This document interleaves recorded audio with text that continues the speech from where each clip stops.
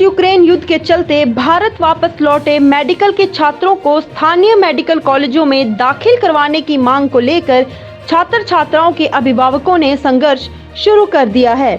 Ukraine से लौटे जिला के कई छात्र छात्राओं के अभिभावक दिल्ली में इस मांग को लेकर धरना प्रदर्शन करने के लिए रवाना हुए।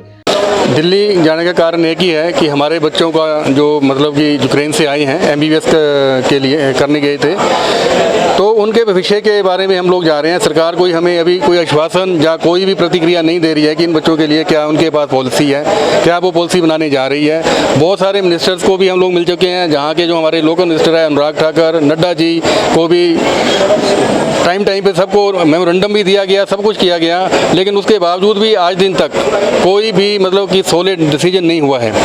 तो जो हमारे बच्चे हैं उनको धरना प्रदर्शन करने के लिए आज जो है हम लोग यहाँ से कूच कर रहे हैं, अभिभावक और पेरेंट्स, जिसमें कि हमारे जो यहाँ से उन्ना से, सोलन से, शिमला से, हिमाचल से जो प्रमुख मांग यही है कि हमारे जो बच्चे हैं वो यही इंडिया में अकोमोडेट किया जाए। उनका जो आगे का डिग्री का कोर्स है, चाहे वो फर्स्ट ईयर वाले हैं, चाहे वो सेकंड ईयर वाले हैं, चाहे फाइनल तक जो भी हैं, उन सबको इंडिया में ही आगे की पढ़ाई कराई जाए। दौलतपुर चौक से दिल्ली तक चलने वाली हिमाचल एक्सप्रेस गाड़ी में रवाना होने से पूर्व अभिभावकों और छात्र छात्राओं ने सरकार से उन्हें स्थानीय मेडिकल कॉलेजों में यथावत दाखिल करने की मांग उठाई। उन्होंने कहा कि फिलहाल छात्रों के अभिभावक धरना प्रदर्शन कर अपनी मांग को उठाएंगे। यदि इसके बाद भी सरकार ने उनकी मांग को अनसुना किया तो उन्हें आत्मदाह या फिर आमरण अनशन करने के लिए मजबूर होना पड़ेगा। हालांकि अभिभावकों ने ये भी कहा कि पीएम नरेंद्र मोदी के होते उन्हें पूरी उम्मीद है कि उनके बच्चों का भविष्य अंधकारमय नहीं होगा। देखो जी, मैं ऊना डिस्ट्रिक्ट का कोऑर्डिनेटर भी हूँ जी।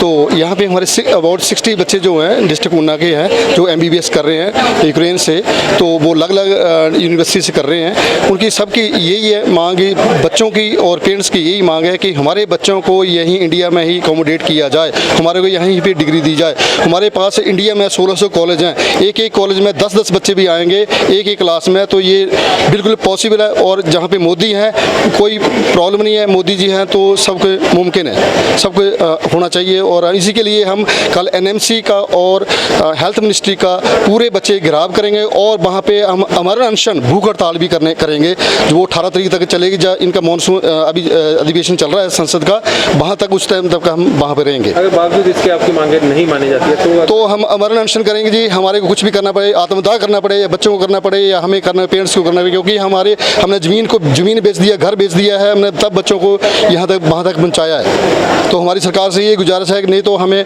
धरना प्रदर्शन करें या आत्मदाह करने की मजबूर होना पड़ेगा। लोन के हम दिल्ली जा रहे हैं क्योंकि हमें इंडिया में हमें मतलब ये अकोमोडेट पूरा प्रोवाइड किया जाए, क्योंकि हम अब यूक्रेन तो वापस हमें को पॉसिबल नहीं है हमारा जाना, क्योंकि वहाँ पे अभी भी वॉर की स्थिति है पूरी, वो कुछ पता नहीं है क्या होने वाला है और हमारा फ्यूचर वो है वो पूरा ही अंधकार में चला गया है। तो हमारी सरकार से ये मांग है कि हमें इंडिया में अकोमोडेट किया जाए पूरी तरह से और हमारे फ्यूचर को सिक्योर किया जाए, क्योंकि और इनका ये मानना है कि ये जो डॉक्टर्स हैं ये बाहर के ये ऐसे ही है और इनको पता होना चाहिए कि इंडिया में कितनी कमी है डॉक्टर्स की। इनको कोरोना में भी पता चला, तो इनको हमें हमारा फ्यूचर जो सिक्योर करना चाहिए। मेरी सरकार से यही मांग है।